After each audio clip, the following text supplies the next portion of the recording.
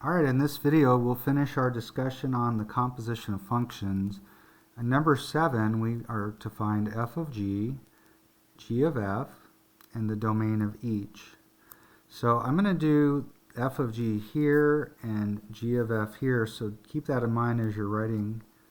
So f of g of x, well, by definition this is f of g of x.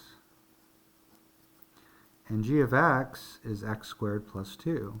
And so x squared plus 2, that's going to be our input. That's g of x, is the input for our f function. Now the f function, you multiply your input by 4 and subtract 3. So input times 4 minus 3. And, oops, I forgot my red marker. So our input here is x squared plus 2. So we're going to distribute there. We get 4x squared plus 8 minus 3. So we can add these guys together. We get 4x squared plus 5. So in this problem, our input is x. Notice g of x ends up being the inner function or the input into the f function. We end up with an output at the end of 4x squared plus 5. Now sometimes students want to do more at this point, like they'll try to solve an equation. There is no equation here. Input was x, output was 4x squared plus 5. We're done. Alright, so let's go ahead and do this here. And let's find g of f of x over here. Now I would encourage you to stop the video and do it yourself and then see how you did. Check your work. Alright, so you should have g of f of x. And f of x is 4x minus 3. And so we're plugging in f of x into the g function as an input. So the g function squares your input and then you add 2. So we're going to square our input and add 2. The input here is 4x minus 3. Now I don't have a lot of room here, so I'm going to go ahead and multiply 4x minus 3 times 4x minus 3 up here. Now some of you may be able to do this in your head. There is a nice pattern. We're just going to go ahead and FOIL it out. You have 4x times 4x, which is 16x squared. Your outer product, 4x times a minus 3, is minus 12x. The inner product is also a minus 12x. And the last product is negative 3 times negative 3, which is 9. And so this is 16x squared, minus 24x plus 9. This is minus 12x here. Alright, so we're going to put that in here, 16x squared minus 24x plus 9. That's just this part here. We still have to put the plus 2 in. So our final answer, our output, is 16x squared minus 24x plus 11. So in this problem, notice we started by plugging in an input of x, and our output is 16x squared minus 24x plus 11. And we're done. Now, when you talk about domain, you can look back to what we did on the first page.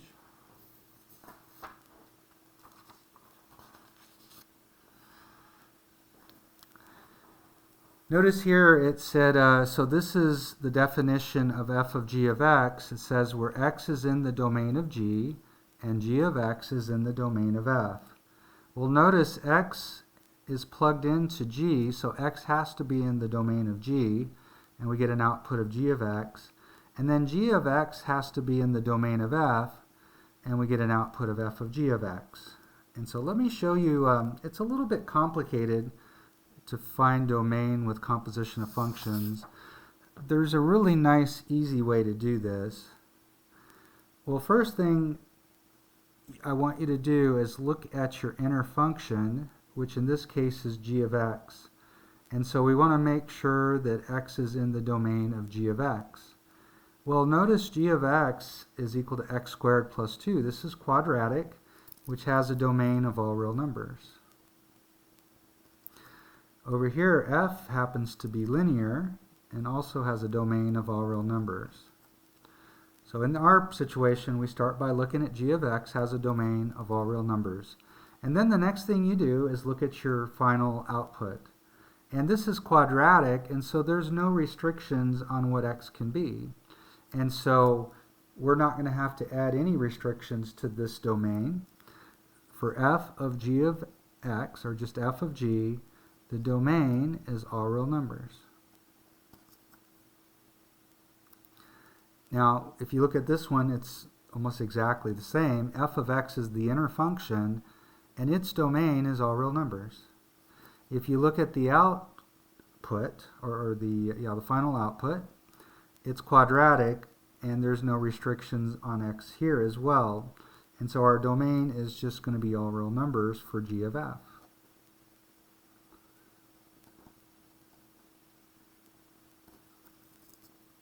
All right. So I would encourage you to try 8. It's going to be just like what we did here. There's going to be 2 parts. So again, you're going to want to write small. And I'll go ahead and show you the solution here. So f of g of x is f of g of x. And g of x here is x minus 5 over 4. So we're going to plug x minus 5 over 4 into the f function as an input. Well, the f function is going to multiply my input by 4 and add 5. So it's 4 times my input plus 5.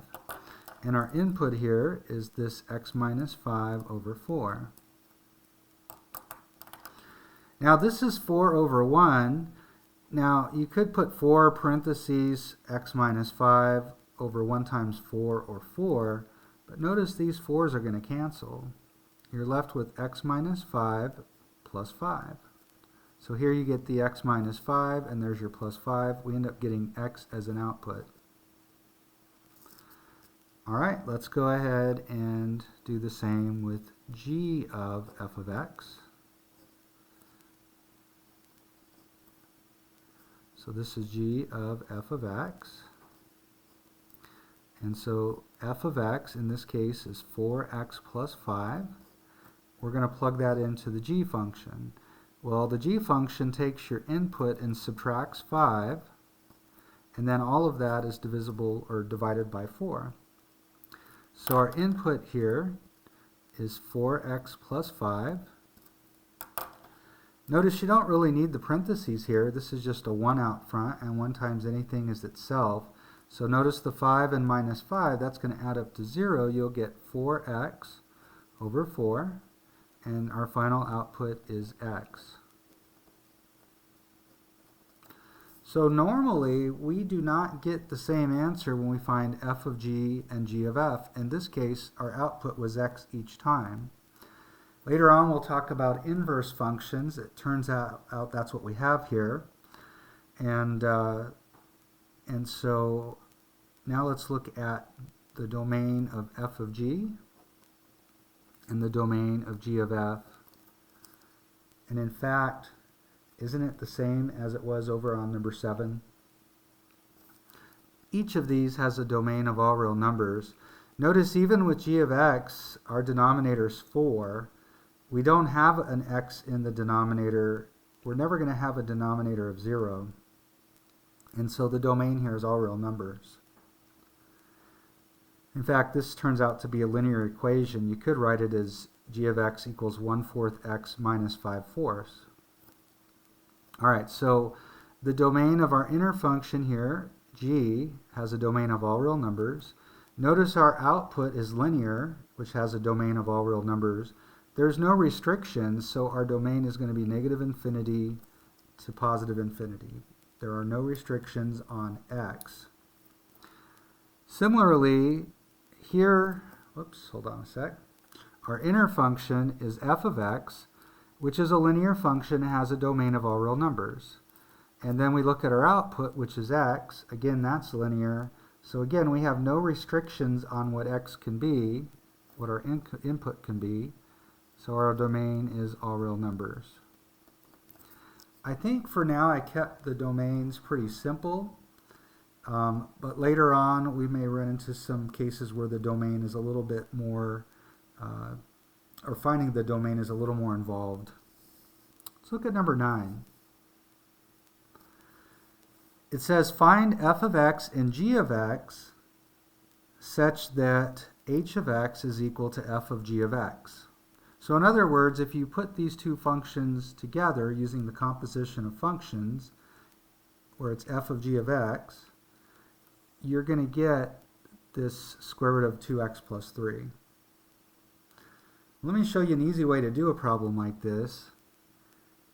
This 2x plus 3 is on the inside of the radical here. And so normally for f of g of x, remember this means f of g of x, the inner function is g of x. So 2x plus 3, that needs to be my inner function, g of x. So g of x equals 2x plus 3. Well, what's my outer function? Well, the other thing that we have going on here is the square root function. So that would be f of x is equal to the square root of x. So basically the f function takes the square root of whatever your input is.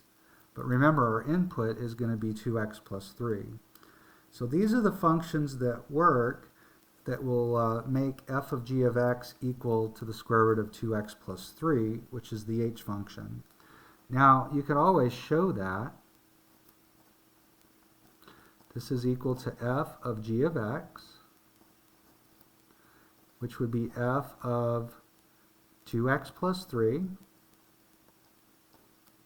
Now remember, the f function takes the square root of your input. If your input is 2x plus 3, you're going to get the square root of 2x plus 3. So notice f of g of x is equal to h of x, which is what we were supposed to find. Whoops. So f of g of x does equal that original function h of x. So why don't you try letter B? It's very similar. And then watch the video. All right, so here your inner function would be the 3x minus 4. So we'll call that g of x. Your outer function, f of x, would be taking something to the 5th power. So x to the 5th. So again, if you want to verify that this works, f of g of x is f of g of x. Well, that's f of 3x minus 4. And when you plug that into the f function, you're going to take that input to the 5th power. And so you can see that does equal h of x. All right, so that's it for this second video. Let me know if you have any questions.